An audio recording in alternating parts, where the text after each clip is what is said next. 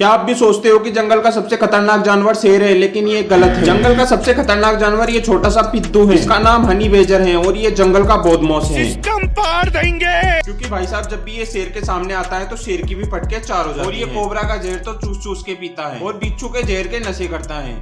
होने में तो ये बिल्कुल छोटा सा पिद्दू सा होता है, लेकिन जब भी इसका जामना किसी जानवर से होता है तो ये बहुत ही अग्रेसिव हो जाता है। और सभी जानवर इससे इसलिए डरते हैं क्योंकि ये कहीं पे भी काट लेता है, कहीं पे भी।